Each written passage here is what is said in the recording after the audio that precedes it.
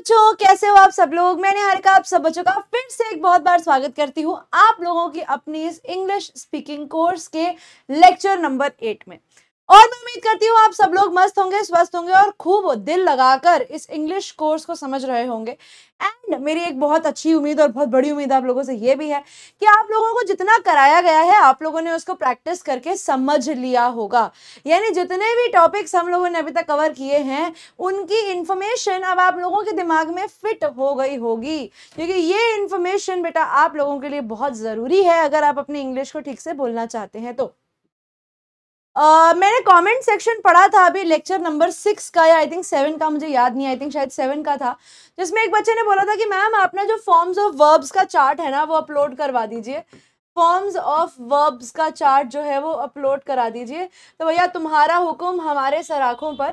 तो ये जो फॉर्म्स ऑफ वर्ब्स का चार्ट है लेक्चर नंबर 6 के लिए जो मैंने बोला था आप लोग 6 में जाकर उसको ढूंढे। उससे बेटर ये है कि आज के लेक्चर के साथ, क्योंकि हम लोग आज टेंसेस शुरू कर रहे हैं तो टेंसेस में भी आपको फॉर्म्स ऑफ वर्ब्स आने चाहिए, इसीलिए ये जो है मैंने आपके आज के लेक्चर में डलवा दिया है। आज के लेक्चर के जो आप लोगों को समरी नोट्स या प्रैक्टिस शीट जो भी आप कहेंगे आपको जब मिलेगा तो उसके अंदर आप लोगों को सारे forms of verb, past, present, future, continuous, आपको जितना भी है नेगेटिव सब मिल जाएगा उसी के अंदर, ठीक है, with the meaning whatever that is mentioned in the paper, या जो जो चीजें आपके लिए लर्न करना जरूरी है वो सब उसके अंदर आप लोगों के लिए दिया गया है। ठीक है, तो आई होप यहां तक आप लोगों को बात समझ में आ गई होगी। अब इसके आगे अगर मैं बात को लेकर जाऊं, हाँ अब इसके अगर आगे मैं बात को लेकर जाऊं तो आज हम लोग क्या करने वाले हैं, आज हम लोग बात करने वाले हैं प्रेजेंट टेंस के बारे में। यानी आज हमारी क्लास में हम लोग इंट्रोड्यूस करने वाले हैं टेंसेस। आज हम लोग समझने वाले हैं कि टेंसेस क्या होते हैं, और टेंसेस में भी आज जो एक कैटेगरी है जिसका नाम है प्रेजेंट टेंस, ये हम लोग हमारी आज के क्लास में सीखेंगे। यानी आने वाली अगली 2 क्लासेस भी आप लोगों की टेंसेस की ही होने वाली हैं, लेक्चर नंबर 9 और लेक्चर नंबर 10। ये सब टेंसेस के ऊपर ही बेस्ड होगा, इसमें हम लोग टेंसेस ही करने वाले हैं। अब आज और क्या होने वाला है, आज जो होने वाला है वो होगा टेंसेस। आप लोगों को समझाया जाएगा कि टेंसेस क्या होते हैं और कैसे इन्हें आप अपनी डे टू डे लाइफ में रोजमर्रा की जिंदगी में यूज कर सकते हैं, वो हम लोगों ने आज की क्लास में सीखना शुरू करना है। तो मैं उम्मीद करती हूँ आज की क्लास के लिए सब बच्चे रेडी होंगे ताकि हम लोग स्टार्ट कर सके। अब आज की क्लास में जो टॉपिक कवर किया जाएगा बच्चे उसका नाम है प्रेजेंट टेंस। लेकिन प्रेजेंट टेंस को समझने से पहले मैं आप लोगों को एक बार शॉर्ट में बता देती हूँ कि टेंसेस क्या होते हैं। टेंसेस होते हैं बच्चे जब भी आप वर्ब को पढ़ते हो, जब भी आप क्रिया को पढ़ते हो, ठीक है, जब भी आप क्रिया के बारे में पढ़ते हो, लेकिन जब क्रिया को आप टाइम से ज्वाइन कर देते हो, जब क्रिया को आप टाइम के साथ जोड़ देते हो तो वो टेंस बन जाता है। यानी किसी भी क्रिया किस समय पर की जा रही है, कैसे की जा रही है, वो सारी चीज़ों को अगर जोड़ दिया जाए, उन सब सारी चीज़ों के बारे में अगर मिलकर बात की जाए तो वो क्या बनाते हैं, ये मिलकर बनाते हैं टेंसेस। अब टेंसेस के बारे में क्या जानना जरूरी है, वर्ब्स में जो भी आप वर्ब्स पढ़ते हो जिनका लिस्ट अभी आपको मिल जाएगा, जैसे हम लोगों ने क्लास में non action verbs, action verbs करे थे, नेगेटिव और पॉजिटिव सेंटेंसेस करे थे। आज हम लोग क्या करने वाले हैं, उन्हीं नेगेटिव पॉजिटिव सेंटेंसेस को इन टेंसेस के अंदर बनाने वाले हैं। तो हम लोगों ने हमारी पिछली क्लास में पढ़ा था कि टेंस वर्ब्स पढ़े थे। वर्ब्स के 3 टाइप होते हैं, 3 टेंसेस होते हैं वर्ब्स के, जिसमें पास्ट, प्रेजेंट और फ्यूचर होता है। एक बार जान लो कि पास्ट, प्रेजेंट और फ्यूचर क्या क्या होते हैं। प्रेजेंट टेंस किसको दिखाता है, प्रेजेंट टेंस दिखाता है वर्तमान को। Present tense is used to describe things that are happening right now, यानी अभी जो चीजें हो रही हैं वो आप लोगों के वर्तमान काल की हैं, या फिर जो कॉन्टिन्यूअस है वो भी वर्तमान काल की है। पास्ट टेंस किसको दिखाता है, पास्ट टेंस ऐसी चीज को दिखाता है that have already happened. Past tense उसको दिखाता है जो हो चुका है, और that is earlier in the day, आज सुबह हुआ था, कल हुआ था, लास्ट हफ्ते हुआ था, 3 दिन पहले हुआ था, 3 साल पहले हुआ था। यानी कोई भी चीज जो आज नहीं हुई पहले हुई वो पास्ट टेंस में आ जाता है, वो भूतकाल में आ जाता है। फ्यूचर टेंस क्या बताता है, फ्यूचर टेंस वो सारी चीजें बताता है जो अभी आगे जाकर होंगी, जैसे लेटर थोड़ी देर में होगा, tomorrow for example, next week, next year, 3 years from now, अभी से 3 साल बाद। Tense of a verb indicates, यानी टेंस जो होता है वर्ब का कि वो कौन से समय में है, वो इंडिकेट करता है कि वो कौन से टाइम पीरियड की बात कर रहा है जब वो एक्शन या इवेंट हुआ होता है। अब जैसे यहाँ पर एक एग्जाम्पल देखो और आप यहीं से बेसिक बात तो समझ जाओगे बड़े आराम से। देखो यहाँ पर लिखा है प्रतिभा प्रिपेयर्स अ केक। अब देखो यहाँ पर आपको कैसे पता लगेगा कि ये प्रेजेंट टेंस है, इस वर्ड के थ्रू पता लगेगा। ये वर्ड क्या दिया हुआ है, ये वर्ड दिया हुआ है प्रिपेयर्स। प्रिपेयर्स यानी प्रेजेंट टेंस की पहचान क्या होती है, V1 और V5। V1 का मतलब होता है फॉर्म, वर्ब का फर्स्ट फॉर्म, ठीक है, वर्ब का फर्स्ट फॉर्म, और V5 का मतलब क्या होता है, वर्ब के साथ S या ES जोड़ दो। तो जैसे यहाँ पर प्रिपेयर के साथ क्या लगाया गया है, प्रिपेयर्स लगाया गया है, ES लगाया गया है, जो दिखाता है ये प्रेजेंट का केस है। और इस सेंटेंस का मतलब क्या हुआ, इस सेंटेंस का मतलब हुआ कि प्रतिभा केक बनाती है, प्रतिभा केक बनाती है। अब देखो अगला सेंटेंस है प्रतिभा प्रिपेयर्ड अ केक, ये दिखाता है पास्ट टेंस को। कैसे, यहाँ पर ये जो वर्ड है प्रिपेयर, ये जो वर्ड है, वर्ब जो है आपका, वर्ब यानी आपके सेंटेंस में जो क्रिया है वो जिस टेंस को दर्शाती है, वहां से हमें पता लगता है कि हमारा सेंटेंस कौन से टेंस का है। जैसे ये प्रिपेयर्ड, ये पास्ट टेंस की पहचान क्या होती है, पास्ट टेंस की पहचान होती है वर्ब का सेकंड फॉर्म V2, यानी V2 का मतलब क्या होता है, आपके वर्ब के साथ या तो ed लग जाता है या उसका फॉर्म चेंज हो जाता है। तो अगर तो वर्ब के साथ ed लगता है, उसका एग्जांपल है प्रिपेयर्ड। मान लो आपने ईट का फॉर्म बनाया, तो ईट का सेकंड फॉर्म क्या हो जाएगा, एट हो जाएगा। आप लोगों को क्लास के साथ ही आपके ऊपर बेटा प्रैक्टिस शीट जो है वो मिल गई होगी, तो आप उस प्रैक्टिस शीट को रेफर कर सकते हैं और उस प्रैक्टिस शीट के साथ साथ चीजों को समझ सकते हैं जो मैं आपको समझा रही हूँ। Future tense, Pratibha will prepare a cake, ये जो विल प्रिपेयर है ना, ये दिखाता है कि ये फ्यूचर टेंस है। क्यों, क्योंकि फ्यूचर के अंदर आपको दो वर्ड्स देखने को मिलेंगे, एक है विल और दूसरा है शैल। यानी फ्यूचर में आपको जो दो वर्ड्स देखने को मिलेंगे वो कौन से हैं, वो है विल और शैल। तो यानी हर फॉर्म की अपनी अलग, हर वर्ब की अपनी अलग अलग पहचान होती है, जिसके बारे में अब हम डिटेल में जाने वाले हैं। और डिटेल में आज हम कौन सा टेंस करेंगे, ये प्रतिभा प्रिपेयर्स अ केक वाले टेंस को, यानी प्रेजेंट टेंस को डिटेल में करेंगे। अब वो कहते हैं टेंसेस क्या है, टेंसेस हमें बताते हैं the state of an action की, वो कब हुआ जा रहा है, कौन से टाइम पीरियड में हो रहा है, पास्ट प्रेजेंट फ्यूचर में। अब वो कुछ एग्जांपल्स बताते हैं हमें प्रेजेंट टेंस को समझाने के लिए। अभी मैं आप लोगों को सिखाऊंगी कि इन्हें करना कैसे है, लेकिन अभी यहाँ पर आप सिर्फ एग्जाम्पल देखिए। आप एग्जाम्पल देखेंगे उससे आपको इसके टाइप से समझ में आ जाएंगे। आपको क्या होगा, इसके टाइप से समझ में आ जाएंगे। पहला केस देखो, I prepare my self a cup of coffee every morning. क्या लिखा है, I prepare my self a cup of coffee every morning. यही लिखा है ना, I prepare my self a cup of coffee every morning.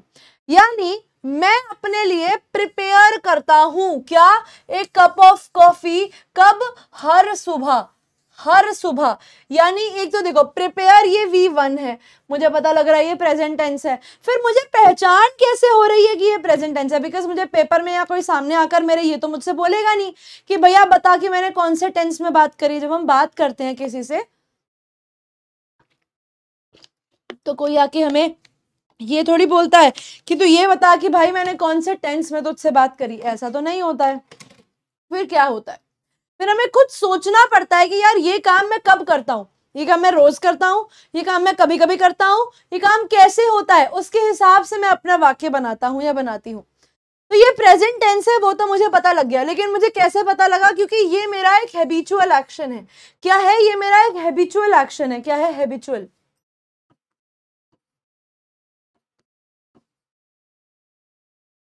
Habitual action है। Habitual action होने का मतलब क्या है, हैबिचुअल एक्शन होने का मतलब है कि ये काम मैं रोज करता हूं, ये मेरी हैबिट है। क्या है, हर मॉर्निंग, ये मेरी हैबिट को दिखाता है।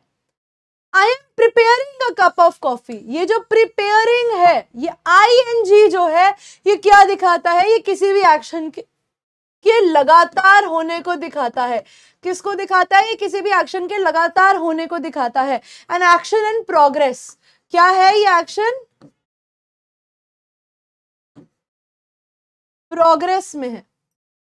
ठीक है, तो ये प्रेजेंट कॉन्टिन्यूअस है। ये ING वाले वर्ड्स जो होते हैं ना, ये ING, जहां पर ING दिख जाए मतलब समझ जाओ कि वहां पे एक्शन लगातार हो रहा है। अब इसकी पहचान कैसी है कि ये प्रेजेंट कॉन्टिन्यूअस है, क्योंकि यहाँ पर am का यूज किया गया है। अभी मैं आपको सिर्फ बता रही हूँ कि प्रेजेंट के कौन से 4 टाइप्स होते हैं, अभी एक एक की डिटेल में हम लोग आएंगे। तीसरा देखो, I have just prepared a cup of coffee, यहाँ पर लिखा है I have just prepared a cup of coffee, यानी मैंने अभी अभी अपने लिए कॉफी का कप बनाया है। अब देखो यहाँ पर V1, इधर V4, इधर V3 के फॉर्म में आ रहा है। I have just prepared a cup of coffee, ये प्रेजेंट परफेक्ट टेंस है। क्यों? क्योंकि यहाँ पर ये हैव का इस्तेमाल किया गया है, हैव प्लस V3 का। An action started in the past continuous to the present, कोई भी ऐसा एक्शन जो पहले शुरू हुआ अभी तक चलता है और कंप्लीट हो जाता है, वो हम लोग किस में गिनते हैं? वो हम परफेक्ट टेंस की कैटेगरी में गिनते हैं। Fourth, I have been preparing coffee since last 5 minutes, मैं लास्ट 5 मिनट से कॉफी बना रहा हूं। ये अब देखो हैव बीन, जहां पर हैव बीन आ जाता है वो क्या हो जाता है? वो परफेक्ट कॉन्टिन्यूअस हो जाता है। एंड अभी मैं तुम्हें बताऊंगी कि ये प्रेजेंट कॉन्टिन्यूअस है, क्योंकि यहाँ पे length of time of an action दिखाया जा रहा है कि कितनी देर से ये एक्शन चल रहा है। As already established, present tense क्या दिखाता है? प्रेजेंट टेंस दिखाता है एक्शंस जो अभी प्रेजेंट के अंदर हो रहे हैं। A state which is associated with the present, कुछ भी ऐसा काम जो अभी हो रहा है। और इसी तरीके से हमने ये 4 सेंटेंसेस जो देखे, भले ही हमें समझ में नहीं आए हो, लेकिन मुझे इतना जरूर पता चल गया कि प्रेजेंट टेंस जो है उसके 4 कैटेगरीज होती हैं। प्रेजेंट टेंस की क्या होती हैं? प्रेजेंट टेंस की 4 कैटेगरीज होती हैं। एक होता है सिंपल प्रेजेंट। सिंपल प्रेजेंट, ये सिंपल प्रेजेंट क्या है? ये सिंपल प्रेजेंट यही है जो हम लोगों ने अभी पिछली क्लास में सीखा था, S plus V plus O।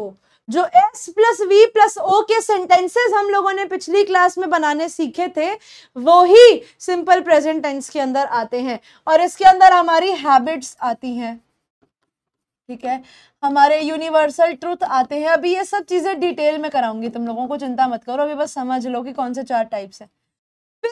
Present continuous, यानी प्रेजेंट में जब कोई भी चीज लगातार चलती है, लगातार क्रिया जब हो रही होती है, यानी जिसके अंदर वर्ब में आप लोग ING लगा देते हो, जैसे हम लोग वर्ब का 4th फॉर्म कहते हैं, उसे बोला जाता है प्रेजेंट कॉन्टिन्यूअस टेंस।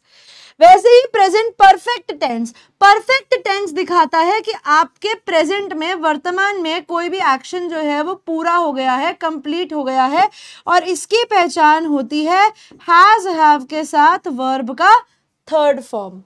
और वैसे ही प्रेजेंट परफेक्ट कॉन्टिन्यूअस ये दिखाता है कि कोई वाक्य, कोई एक्शन शुरू हुआ और अभी तक चलता आ रहा है, अभी तक लगातार और अभी तक चलता आ रहा है। ये शुरू कब हुआ था? पहले शुरू हुआ था, पहले भी मैं तुमसे मिला हूं, तुम मिलके तुमसे ऐसा लगा, यानी मिला पहले था लेकिन वो एक्शन का असर अभी तक आता जा रहा है, ठीक है, till now the effect is there, ठीक है। तो ये कौन सा टेंस हो गया? ये हो गया प्रेजेंट परफेक्ट कॉन्टिन्यूअस, यानी इसमें परफेक्ट भी है, एक्शन कंप्लीट भी होगा, और कॉन्टिन्यूअस भी है, यानी लगातार भी होगा। इसकी क्या पहचान होती है? इसकी पहचान होती है हैज बीन या हैव बीन। अब मैं सारे सेंटेंसेस के आपको नेगेटिव्स और इंटरोगेटिव्स साथ साथ में कराती जाऊंगी। अब आता है सबसे पहले आपके पास simple present tense. Simple present tense, present tense की सबसे पहली कैटेगरी जिसका नाम है सिंपल प्रेजेंट टेंस, जिसका रूल आप लोग अपनी स्क्रीन पर देख पा रहे हो। सब्जेक्ट में वर्ब का 1st फॉर्म या वर्ब का 5th फॉर्म। 5th फॉर्म का मतलब क्या है? एस या ES उसमें ऐड होगा और आपके सेंटेंस में ऑब्जेक्ट लग जाएगा। इसके वाक्य मैं आपको बना के दिखा देती हूँ, जैसे मैंने आप लोगों को बना के दिखाया था लास्ट क्लास में। Ram shows his art, Ram ने अपनी आर्ट दिखाई, वो करता है, ठीक है। अब मैंने बोला बॉयज शो देयर नोटबुक्स, तो लड़कों ने अपनी अपनी नोटबुक्स दिखाई। अब देखो बॉयज हो गया तो शो लग गया, राम था तो शोज लगा था, ठीक है। यानी अगर यहाँ पर एस नहीं है तो यहाँ पर एस लगेगा, और अगर यहाँ पर एस है तो वर्ब में एस नहीं आएगा। अब सिंपल प्रेजेंट टेंस क्या दिखाता है? ये डिनोट करता है यूनिवर्सल ट्रुथ को, ये दिखाता है विश्व प्रसिद्ध सत्य। कोई भी ऐसी चीज दुनिया में मानी जाती है सच है, जैसे आसमान, सूरज जो है वो ईस्ट से उगता है, मछलियां जो है वो पानी में रहती हैं, ठीक है, हम जो है हम ऑक्सीजन ब्रीथ करते हैं, ये चीजें वो हैं जो दुनिया भर में सच मानी जाती है, इनको आप बदल नहीं सकते। हैबिचुअल एक्शंस, यानी हमारी जो हैबिट्स हैं, हमारी जो आदतें हैं, वो हम इसमें गिनते हैं। हमारा work done on daily basis, कोई भी ऐसा काम जो हम रोज करते हैं, जैसे पढ़ाई करना, खाना खाना, या इन पर्टिकुलर इंटरवल्स ऑफ टाइम, या फिर वो हमारी हैबिट है कि हाँ ये तो होता ही है।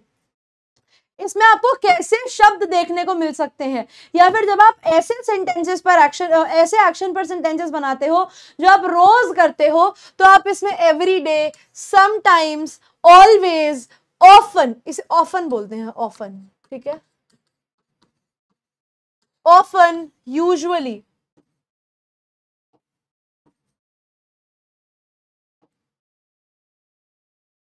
यूजुअली, यूजुअली, ठीक है, सेल्डम,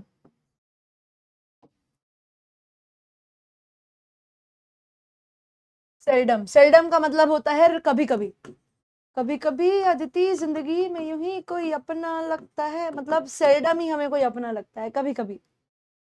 ये हमें क्लू देते हैं कि सारे सेंटेंस जो है वो सिंपल प्रेजेंट टेंस के अंदर होंगे।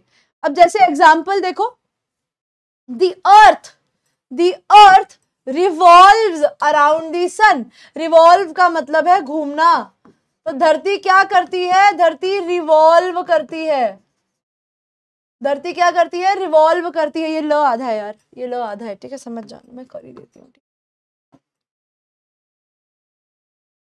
धरती रिवॉल्व करती है, रिवॉल्व वोल्व हो गया, धरती रिवॉल्व करती है अराउंड दी सन, ये यूनिवर्सल ट्रूथ है। अब देखो धरती कितनी, धरती एक, इसीलिए रिवॉल्व्स, ध्यान रखना, ये बोलने में ध्यान रखना होता है। I usually meet my friends on Sunday, I के साथ क्या लगता है, वर्ब का फर्स्ट फॉर्म लगता है, ठीक है, I के साथ V1 लगता है, याद रखना, ये मैं पहले भी बता चुकी हूँ। I usually meet my friends on Sunday, यानी ये मेरी हैबिचुअल एक्शन है कि हाँ ये ऐसा होता है।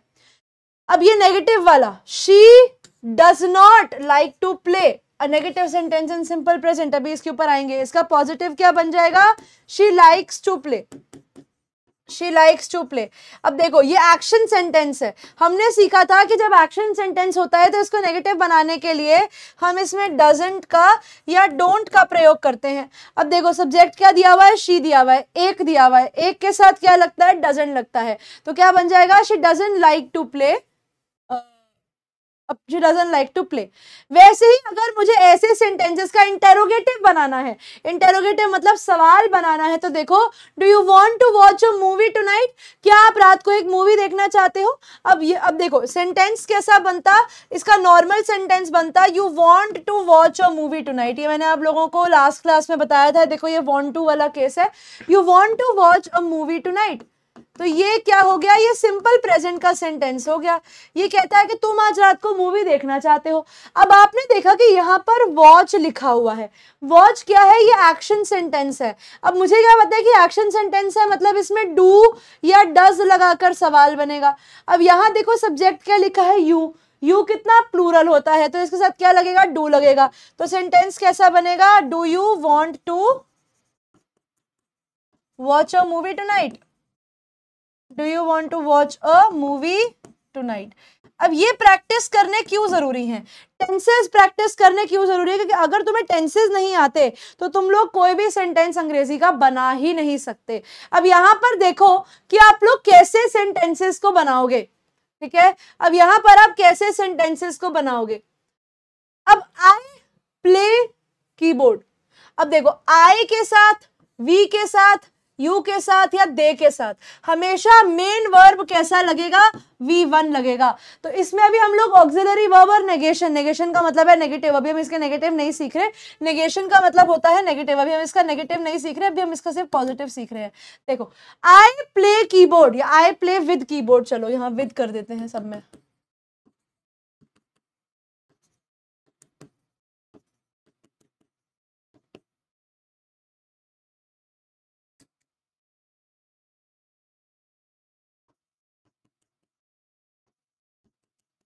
अब आसानी से समझ में आ जाएगा। I play keyboard, I play with keyboard, we play with keyboard, you play with keyboard, they play with keyboard। Sentence same रहेगा, लर्न करना कि देखो I, we, you या they के साथ हमेशा क्या लगाओगे, वर्ब का फर्स्ट फॉर्म लगाओगे। He plays with keyboard, she plays with keyboard, it plays, इसमें it जाएगा नहीं वैसे, या फिर इट के साथ भी हमेशा V5 ही लगता है। अब देखो इधर लगा V5। ये तो हो गए पॉजिटिव सेंटेंसेस। मुझे इन्हीं का नेगेटिव बनाना है, मुझे इन्हीं का नेगेटिव बनाना है। तो क्या बनेगा, आई do not play with keyboard. अब देखो डू नॉट, अब देखो आई के साथ, वी के साथ, यू के साथ और दे के साथ हमेशा डू लगता है। तो क्या बना, I do not play with keyboard, we do not play with keyboard, you do not play with keyboard and they do not play with keyboard. वैसे ही अगर ही, शी, इट के साथ नेगेटिव बनाऊंगी तो he does not play with keyboard, she does not play with keyboard, या फिर it does not play with keyboard. अब आप यहाँ पे ध्यान रखना, मैंने आप लोगों को लास्ट क्लास में भी बताया था, डू, डज और डिड के साथ हमेशा वर्ब का फर्स्ट फॉर्म लगता है, भले ही आप सवाल बनाओ या भले ही आप उसका क्वेश्चन या नेगेटिव बनाओ, दोनों केसेस में, ठीक है।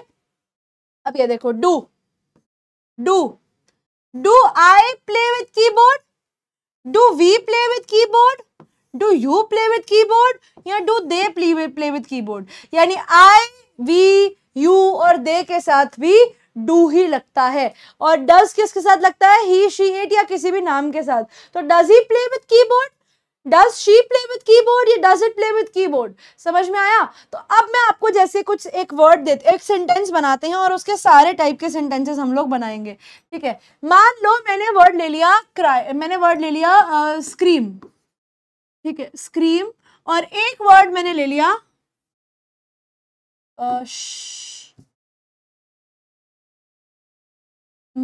स्पीक, ठीक है, एक वर्ड ले लिया स्क्रीम। अब इसमें मैं एक सेंटेंस बनाती हूँ, मैं इसको सिंगुलर में बनाऊंगी, इसको सिंगुलर बनाऊंगी और इसका प्लूरल बनाऊंगी।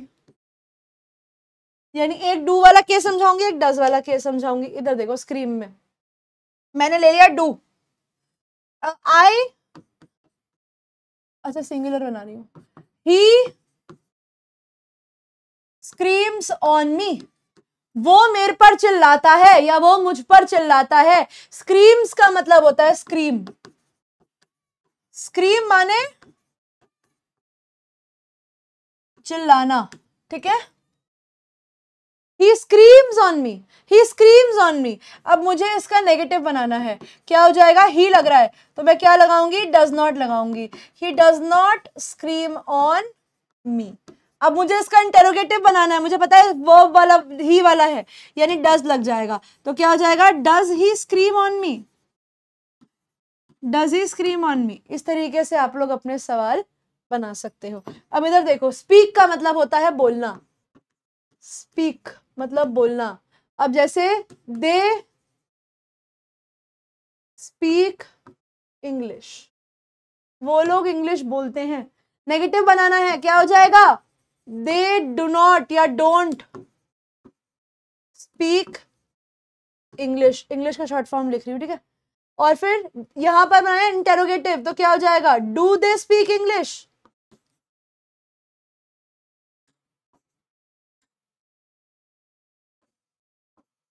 डू दे स्पीक इंग्लिश, ठीक है। This is how you can take any form of verb, any form of verb and you can make sentences on that, ठीक है। I hope I am clear with you। अब दूसरी table देखो, ये हम लोग सीखने वाले हैं किसके लिए, ये हम लोग सीखने वाले हैं कॉन्टिन्यूअस टेंस के लिए। मैं आपको कॉन्टिन्यूअस टेंस तक लेके जाऊं उससे पहले ही मैं आप लोगों को सिखा दे रही हूं कि कौन से टेंस के साथ क्या यूज किया जाता है। हाँ यही है ना। देखो याद रखना कि जितनी गहरी दोस्ती आई और एम की है ना, उतनी किसी की भी नहीं है प्रेजेंट केस में। अभी के केस में आई के साथ एम, यू के साथ आर, वी के साथ आर, दे के साथ आर, ही के साथ इज, शी के साथ इज और इट के साथ भी इज, आई के साथ, अच्छा यहाँ पे अब देखो प्रेजेंट टेंस देखो, I am strong, I am strong, मैं बलशाली हूं। You are strong, we are strong, they are strong, वह बलशाली है, तुम बलशाली हो, हम सब बलशाली हैं। ही इज स्ट्रॉन्ग, वह बलशाली है। शी इज स्ट्रॉन्ग, वो लड़की बलशाली है। इट इज स्ट्रॉन्ग, ये बहुत स्ट्रॉन्ग है यार। अब मुझे इसका नेगेटिव करना है, तो आई एम नॉट स्ट्रॉन्ग। अब देखो यहाँ पर अब आपको मेन वर्ब नहीं मिल रहा है, आई एम नॉट स्ट्रॉन्ग। वैसे ही you are not strong. We are not strong. They are not strong. He is not strong. She is not strong. It is not strong. ठीक है, ये हमने नेगेटिव्स कर लिए. अब ये देखो, अब मेरे को सवाल बनाना है. अब वही मैंने जो इज एम आर को लास्ट के लिए रखा था, अब ये सेंटेंस की स्टार्टिंग में आ जाएंगे. तो क्या बनेगा? Am I strong? क्या मैं स्ट्रॉन्ग हूं? Are you strong? Are we strong? Are they strong? ये आर स्टार्टिंग में आ गया. और वैसे ही is he strong? Is she strong? Is it strong? इस तरीके से हम लोग क्या कर सकते हैं, इनके सिंगुलर, अगर नॉन एक्शन वाले सेंटेंसेस हो तो ये नॉन एक्शन वाले सेंटेंसेस के अंदर इस तरीके से डिफरेंसेस लाए जा सकते हैं. अब अगला देखो, अगला है आप लोगों का प्रेजेंट कॉन्टिन्यूअस या प्रोग्रेसिव टेंस. ये कहाँ यूज किया जाता है? ये वहां पर यूज किया जाता है बेटा जहां पर आप दिखाते हो कि वो एक्शन अभी हो रहा है. It is use to express an ongoing action. अभी होता हुआ, लगातार होता हुआ कोई भी एक्शन जो है वो यही टेंस दिखाता है at the time of speaking. हो सकता है कि वो एक शॉर्ट टर्म एक्शन हो सकता है वो एक लॉन्ग टर्म एक्शन हो, लेकिन जब मैं बोल रही हूं तब वो एक्शन चल रहा है. जैसे इसमें वर्ड्स को देखने को मिलेगा, now, at the moment, at this time. ठीक है, ऐसे ऐसे वर्ड्स जो हैं आपको इस सेंटेंस में देखने को मिलेंगे और आप यूज भी कर सकते हो. और बेसिकली ये क्या दिखाते हैं? ये दिखाते हैं कि सेंटेंस जो है वो प्रेजेंट कॉन्टिन्यूअस टेंस के अंदर बनाया गया है. The sentence is made in what? The sentence is made in present continuous tense. अब जैसे एग्जांपल इसके रूल को समझ लीजिए. रूल क्या होता है? इसका रूल दिया हुआ है कहीं पे, इसका मैं समझा देती हूँ. रूल होता है subject plus verb, sorry subject, फिर आप लगाते हो इज, एम या आर. अभी इनके नेगेटिव्स आप सीख कर आ चुके हो. ठीक है, इसके बाद आप लोग लगाते हो वर्ब का फोर्थ फॉर्म. वर्ब का फोर्थ फॉर्म क्या होता है? वर्ब के साथ जब आप आईएनजी जोड़ देते हो तो वो वर्ब का फोर्थ फॉर्म बन जाता है. जैसे कि मैंने सेंटेंस दिया, निहारिका मैम, अभी तुम लोग मेरे साथ क्लास में पढ़ रहे हो ना मेरे बोलते बोलते, तो निहारिका मैम, अब मैं एक हूँ इसीलिए मैंने इज लगाया. अब मैं क्या कर रही हूँ? मैं पढ़ा रही हूँ. इज टीचिंग, क्या पढ़ा रही हूँ? Tenses now. यानी मेरे बोलते समय जब ये काम हो रहा होता है तो वो प्रेजेंट टेंस का केस बन जाता है. तो सेंटेंस क्या बना? Niharika ma'am is teaching tenses now. अब इसकी पहचान क्या होती है? इसकी पहचान होती है ये इज एम आर के साथ वर्ब का फोर्थ फॉर्म. अब जैसे सेंटेंसेस देखो, सेंटेंस कहता है I am eating an apple, यानी ये अभी एप्पल खा रहा है. I am eating an apple, ये एम ईटिंग दिखा रहा है कि अभी जिस समय ये बंदा बात बोल रहा है उस समय साइड बाय साइड ये एप्पल चबा रहा होगा. The children are getting ready for the party. ये बच्चे क्या कर रहे हैं? They are getting ready. Are getting ready. अभी हो रहा है कि वो अभी लगातार इस समय पर रेडी हो रहे हैं. Priya is studying mechanics this semester.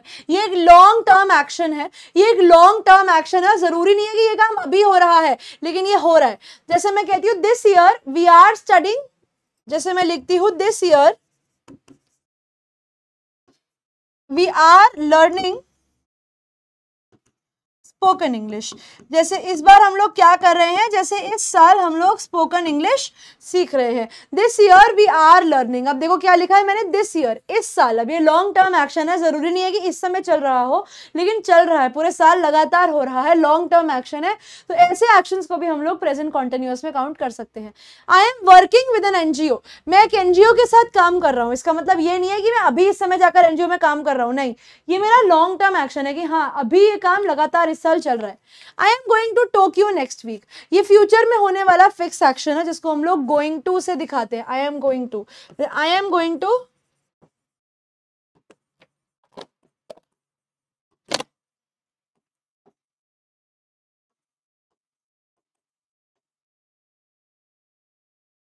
I am going to give exam next month. Going to जो है ना, ये भी दिखाता है कि कोई भी एक्शन फ्यूचर में कॉन्टिन्यूअसली होएगा. समझ में आया? इनके नेगेटिव कैसे बनते हैं? अब देखो, जैसे यहाँ पर आप लोगों को सेंटेंस के एग्जाम्पल दिए गए हैं. आई एम, आई के साथ क्या लगता है? Am. I am writing an article. मैं क्या कर रहा हूं? मैं एक आर्टिकल लिख रहा हूं. ठीक है, I am writing an article, मुझे इसका नेगेटिव करना होगा, मैं क्या करूंगी, मैं यहाँ एक नॉट वर्ड घुसा दूंगी, मेरा सेंटेंस कंप्लीट हो जाएगा। सेंटेंस क्या बनेगा, आई am not writing an article. अगर मुझे इसी सेंटेंस को नेगेटिव करना होगा तो मैं क्या करूंगी, मैं एम के बाद सीधा सिर्फ एक नॉट डाल दूंगी, मेरा सेंटेंस पूरा हो जाएगा। I am not writing an article. You are speaking French, मेरे को बोलना है कि नहीं बोल रहे भैया तुम French. You are not speaking French. She is sipping coffee, वो कॉफी पी रही है, रही है, ये ING वाले जो वर्ड्स होते हैं ना, ये रही को दिखाते हैं, और अगर ये प्रेजेंट में दिखा रहा है और अगर ये प्रेजेंट का है तो रही है हो जाता है, ठीक है, रहा है, रही है, रहे है। अब मैं कहती नहीं वो कॉफी नहीं पी रही, तो she is not sipping coffee. We are playing hockey, नहीं we are not playing hockey, तो क्या हो जाएगा, नहीं हम हॉकी नहीं खेल रहे हैं। He is not working hard. He is not working hard. वो मेहनत नहीं कर रहा है। मान लो मैं इसमें से ये not वर्ड हटा दूं तो सेंटेंस रह जाएगा he is working hard, इसका मतलब है कि वो मेहनत कर रहा है। अब अगर मुझे सेंटेंस का इंटेरोगेटिव बनाना है, यानी अगर मुझे सेंटेंस का सवाल बनाना है, तो वो मैं कैसे बनाऊंगी, देखो अब मान लो सेंटेंस है, दिख रहा है तुम लोगों को ये पेन, नहीं दिख रहा, सेंटेंस है she is studying now,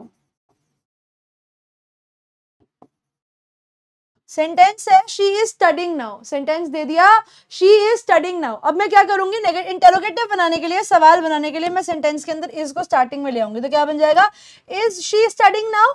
और मान लो they are not collecting wood, sentence ले लो, यहां पर मैं आर लगा दूं, सेंटेंस बन गया they are not collecting wood. अब मुझे इसका इंटेरोगेटिव बनाना है, मैं ये आर को शुरुआत में ले आऊंगी और यहां से हटा दूंगी, तो क्या बन जाएगा, are they not collecting wood, यानी क्या वो इस समय अपनी लकड़ियां नहीं इकट्ठी कर रहे हैं,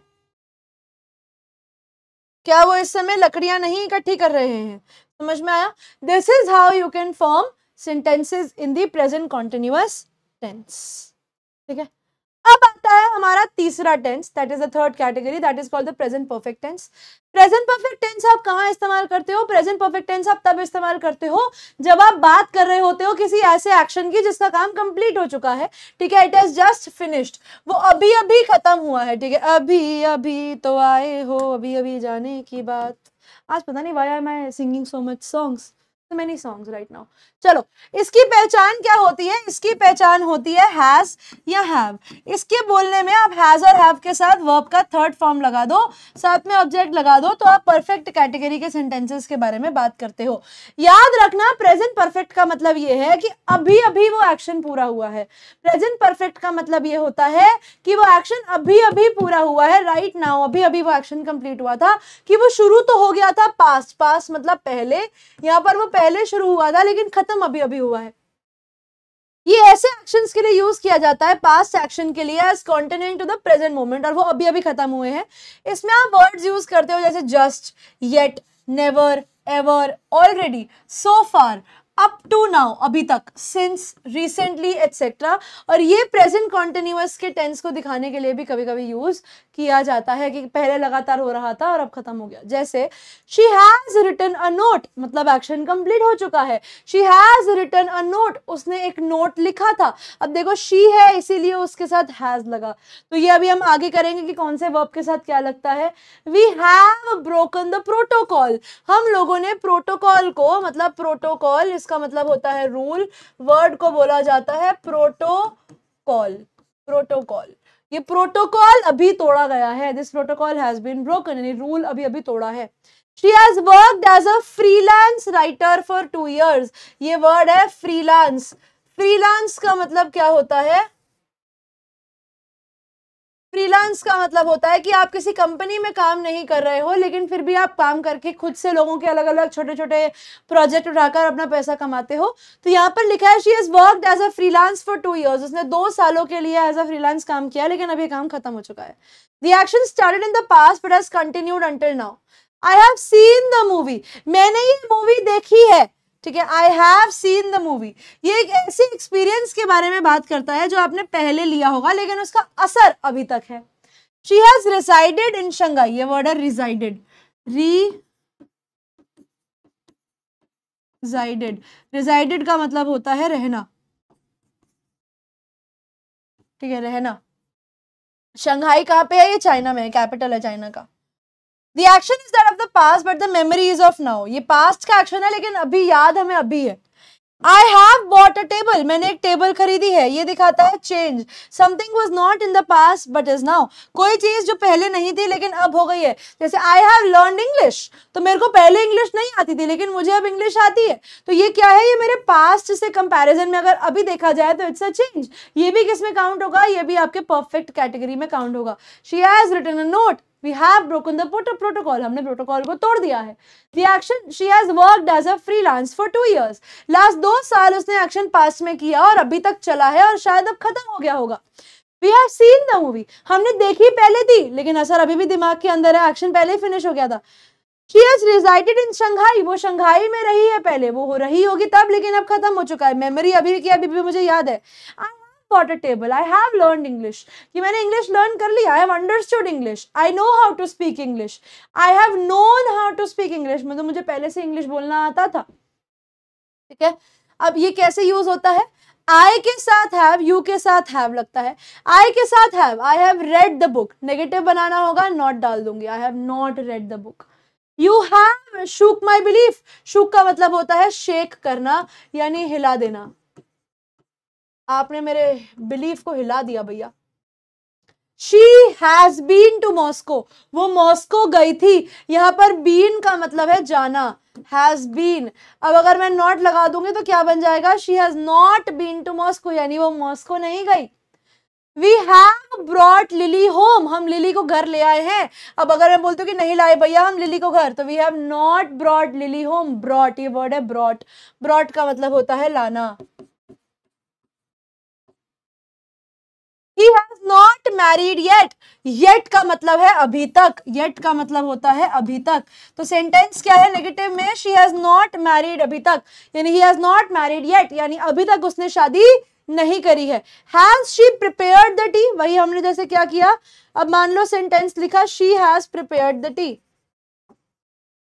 सेंटेंस दे दिया she has prepared tea। Negative interrogative लेके आना है, has को स्टार्टिंग में ले आऊंगी तो क्या बन जाएगा? has she prepared tea।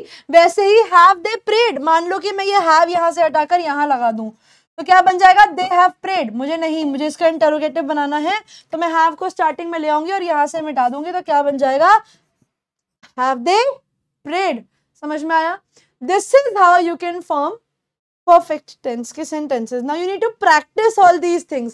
आप लोगों को जो verbs दिए जाएंगे ना आज के लेक्चर के बाद, उसमें से उठाओ verbs, make sentences. Even if you do not want to write them, कोई दिक्कत नहीं है. Try speaking them. उनको बोल कर देखो, बोलोगे तो तुम्हें चीजें लर्न हो जाएंगी.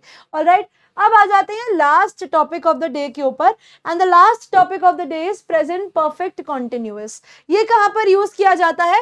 देखो यहाँ पर लिखा है प्रेजेंट परफेक्ट कॉन्टिन्यूअस। तो प्रेजेंट के साथ जब आप परफेक्ट टेंस को डाल देते हो, यानी आप एक्शन कंप्लीट भी करते हो और लगातार भी दिखाते हो।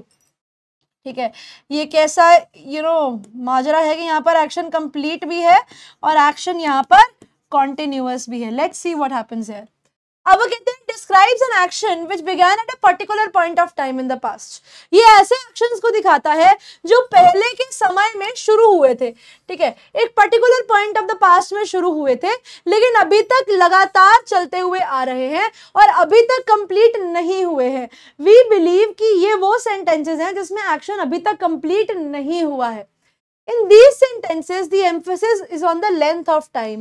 इसके अंदर हम लोग ये देखते हैं कि कितने समय से ये एक्शन चलता आ रहा है। यूजुअली इस टेंस के अंदर टाइम इंडिकेटर्स मिलते हैं जैसे फॉर और सिंस। अभी इनका मीनिंग मैं अभी आप लोगों को सिखा दूंगी कि लेंथ और टाइम में इन्हें कैसे पता लगता है। इसका रूल आप लोग देख पा रहे हैं। इसमें सब्जेक्ट लगता है, फिर हैज लगता है या हैव लगता है, फिर बीन लगता है दिखाने के लिए कि ये कॉन्टिन्यूअस टेंस है, फिर वर्ब के साथ आप सीधा V4 लगा दो और ऑब्जेक्ट लगा दो, ये V1 हटा दो, कंफ्यूज जाओगे। ठीक है, अब ये जैसे देखो एग्जाम्पल देखो, Prem has been working as a business analyst for 10 years। ये कहता है कि प्रेम, अब देखो प्रेम एक था इसीलिए हैज लगा, Prem has been working as a business analyst for 10 years, यानी लास्ट 10 सालों से वो एक बिजनेस एनालिस्ट की तरह जॉब कर रहा है। इसकी बिजनेस एनालिस्ट बनने की जॉब आज से 10 साल पहले शुरू हुई थी और अभी तक लगातार चल रही है। तो ये हैव बीन, हैज बीन जो है ये दिखाते हैं कि कोई एक्शन शुरू पहले हुआ था लेकिन अब तक कॉन्टिन्यूअसली लगातार चलता आ रहा है। I have been going to the gym since last Saturday, यानी लास्ट सैटरडे से, सिंस लगा है यहाँ पर, सिंस लास्ट सैटरडे से मैं जिम लगातार जा रहा था। I have been going to the gym since Saturday, और आज भी जा रहा हूं, मतलब ये एक्शन कंटिन्यूअसली चल रहा है, खत्म नहीं हुआ। आई एम अनवेल, मैं अनवेल हूं, मेरी तबीयत ठीक नहीं है। क्यों? Because I have not been eating, क्योंकि मैं ठीक से खा नहीं पा रहा था। अब देखो नॉट लगा दिया तो नेगेटिव हो जाता है। I have not been eating, अब मैं अनवेल अभी हूं, क्यों?